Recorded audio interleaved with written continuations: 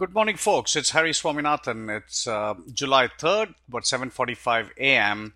I was looking at the Tesla chart, and you can see over the last few days, Tesla has been really going up well. In fact, the last 3 or 4 days, it's sort of poked its head above the upper Bollinger Band. Yesterday, it clearly closed above, in fact, day before yesterday, and then yesterday also, the entire price action is above the upper Bollinger Band. So this is, it's a clear signal that it's going to come into the Bollinger Band at some point over the next few days. Now, the only thing we need to watch for is the earnings. Let me check that. The earnings is on 724. So the volatility levels are going to get bumped up on Tesla. Let me see what the current volatility levels are. In the August series, it is 75%, and we can see that that is the one that's going to get impacted. So you would need to watch out for that. But right now, I think, if you just look at the charts, you can see that it's going to come into the Bollinger bands. It doesn't stay out for more than 2 or 3 days. You can see it did that here as well.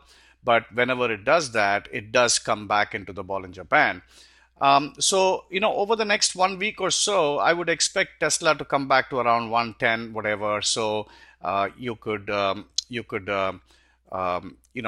optimize a downward move on Tesla. So there's two ways to do this.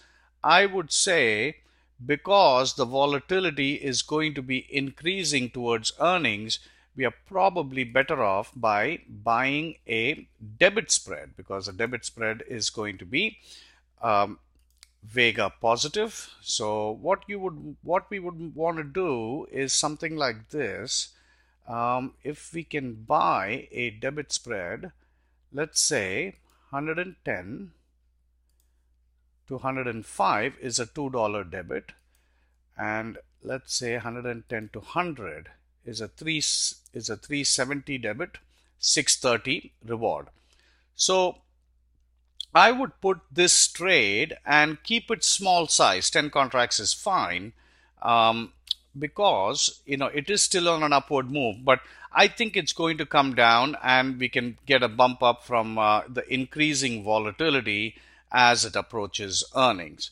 So this is a decent trade. If you look at the charts, it's clearly above the Bollinger Band. So at some point, and of course this trade we are putting it in August.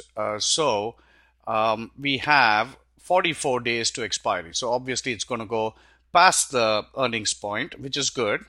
And then if we can get the downward move before the earnings, then that would be the best, because then we can take off the profit and move on from there. So that's a good trade, I think.